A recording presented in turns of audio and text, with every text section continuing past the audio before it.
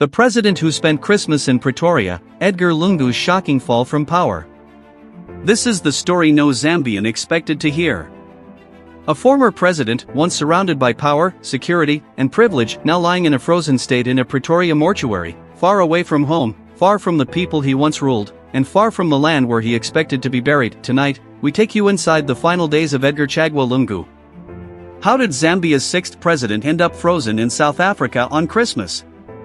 Who made the decisions that led to this cold, lonely ending? And what does this moment reveal about power, exile, family conflict, and the politics surrounding his legacy? Stay with us. Because this story is deeper, sadder, and more complex than anyone imagined. Good day, viewers. Welcome to another edition of InspirAfrica Official. I'm Nakash. What a week it has been across our continent.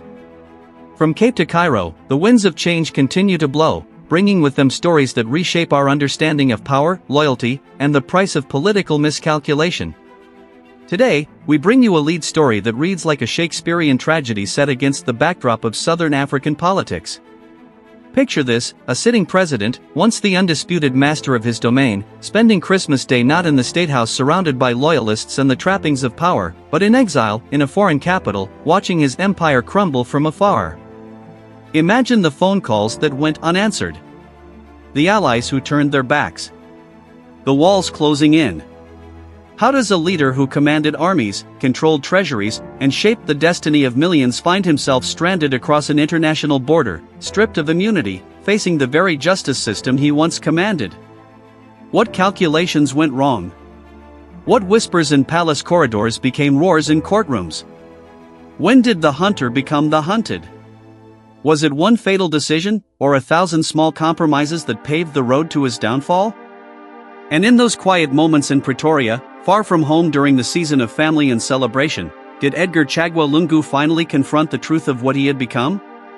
This is the story of how Christmas 2024 became the symbol of one man's spectacular political collapse and Zambia's reckoning with its recent past. Factual foundation, background and timeline.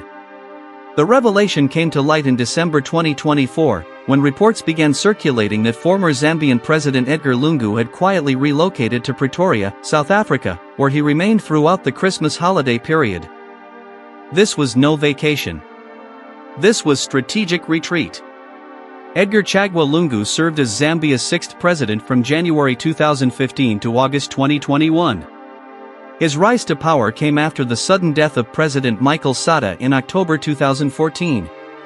Lungu, then serving as Minister of Defense and Justice, won a closely contested by-election in January 2015, securing the presidency by a narrow margin of just 27,757 votes. His tenure was marked by increasing authoritarianism, disputed elections, and mounting allegations of corruption. The 2016 general election saw Lungu declared winner amid opposition protests and internet shutdowns. By 2021, public frustration had reached a boiling point. The timeline of his fall began on August 12, 2021, when Zambian voters delivered a crushing verdict. Hakainde Hichilema of the United Party for National Development won with nearly 60% of the vote, a landslide that left no room for the political maneuvering that had characterized previous elections. Lungu conceded defeat, becoming one of the few African leaders to peacefully transfer power after an electoral loss. But conceding power would not mean escaping accountability. In the months following his departure from State House, the new Hichilema administration began what it termed a fight against corruption. Asset freezes came first. In early 2022, several of Lungu's properties were seized pending investigations. Bank accounts were frozen. Associates were arrested. By mid-2023, the net was tightening. The Drug Enforcement Commission launched formal investigations into Lungu's acquisition of wealth during his presidency. Questions swirled around properties worth millions, luxury vehicles, and unexplained cash flows. Then came the immunity question. Under Zambian law, former presidents enjoy partial immunity, but not for criminal acts committed while in office. In November 2024, the Constitutional Court was asked to clarify whether Lungu's immunity protected him from prosecution. Legal experts began openly discussing the possibility of formal charges. It was around this time, sources indicate, that Lungu made the decision to leave Zambia. By mid-December, he was in Pretoria. By Christmas Day, he was not returning home. Direct evidence. The evidence of Lungu's predicament comes from multiple sources: government statements, leaked communications, and testimony from those close to the investigation. In a statement to Parliament in January 2025, Home Affairs Minister Jack Muyembu addressed questions about Lungu's whereabouts. The former president has, exercised his right to travel. We are aware of his current location. What I can say is that, there are ongoing investigations by relevant law enforcement agencies. Those investigations are independent, and, so, we will not interfere with their processes. But let me be clear, no one, and I mean no one, is above the law in this country. When pressed about whether Lungu would face arrest upon return, Muyembu added, "That is a question for the prosecuting authorities." What I will say is that should any Zambian citizen, including a former president, be required to answer questions regarding alleged criminal conduct, the appropriate procedures will be followed. Opposition Patriotic Front members painted a different picture. Raphael Nakasinda, the PF spokesperson, gave an emotional interview to a local radio station in late December. They have turned this country into a banana republic. Edgar Lungu served this nation with distinction. And now, what are they doing? They are persecuting him. They are freezing his assets without due process. They are making it impossible for him to live peacefully in his own country. This is not justice. This is revenge politics, pure and simple. But perhaps the most revealing testimony came from Davies Mwila, former PF Secretary General, speaking to journalists outside a Lusaka courthouse where he was appearing for his own corruption-related hearing. "Look, I spoke to the president, the former president, just after Christmas. And he told me," he said, "Davies, I cannot come back right now. They want to put me in prison. They want to humiliate me." He was very clear. He said the charges they are preparing, they are not based on evidence. They are based on politics. He believes, and I believe, that this government is using state institutions to eliminate political opposition. When asked if Lungu planned to return, Mwila paused, then said, "He wants to. But he also wants to live. He wants his freedom. And right now, he doesn't believe he would have either if he came home." Government sources, speaking on condition of anonymity, provided a starkly different account to investigative journalists. One senior official in the Anti-Corruption Commission stated, "The evidence we have compiled is substantial. We're talking about properties acquired on a civil servant's salary that would take 300 years to accumulate legally. We're talking about shell companies, about suspicious transactions, about government contracts awarded to family members. This isn't political. This is forensic accounting, and the numbers don't lie." A leaked WhatsApp conversation from December 2024, allegedly between Lungu and a close associate, circulated on social media. While its authenticity could not be independently verified, it added fuel to speculation. "They're coming for everything. House in Lusaka, farm in Chagwa, accounts, everything. Lawyers say immunity won't hold. Better to watch from distance. SA is safe for now." Deeper analysis, implications and reactions. Analytical segment with graphics and expert commentary.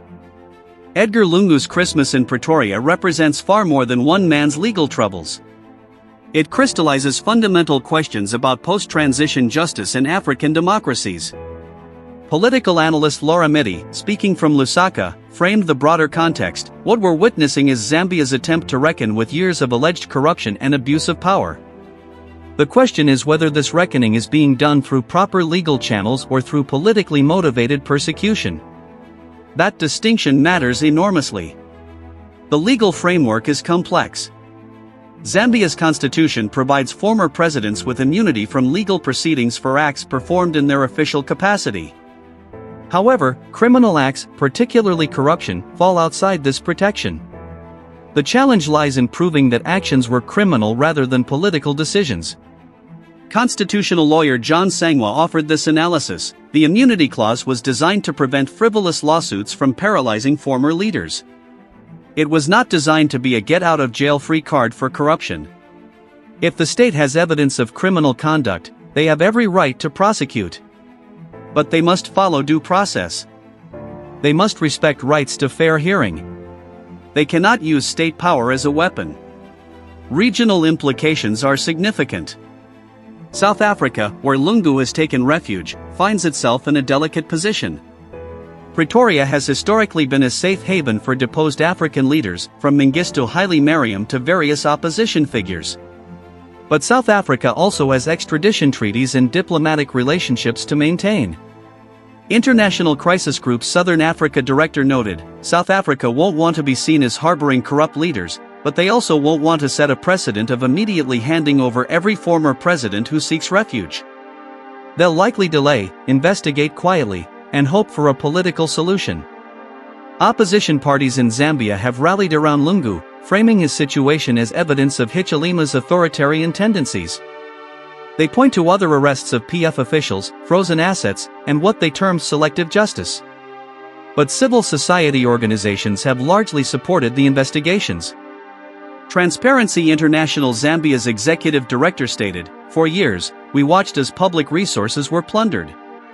If there is evidence of wrongdoing, it must be investigated regardless of who is involved." That's what the rule of law means. The timing raises questions. Why did investigations intensify in late 2024, 3 years after Lungu left office? Government supporters argue that building cases of this magnitude takes time. Critics suggest political motivations, that Hichilema moved decisively once he felt secure in power and as the 2026 election cycle approaches. There's also the question of what happens next. If Lungu remains in South Africa indefinitely, what precedent does that set? Can a former head of state simply opt out of accountability by crossing a border? And what does his absence mean for Zambian politics, where he remains a significant figure with a loyal base? Some analysts suggest a negotiated return might be possible, perhaps guarantees of house arrest rather than prison, or limitations on which charges are pursued. Others believe Lungu has calculated that any return means prison, and he's chosen exile. The human dimension cannot be ignored. Whatever Lungu's alleged crimes, he is a man who once led a nation, who has family and supporters, who faces the prospect of spending his remaining years as a fugitive from his own country. Yet his accusers are equally human Zambians who believe their national resources were stolen, who want accountability, who see justice delayed as justice denied.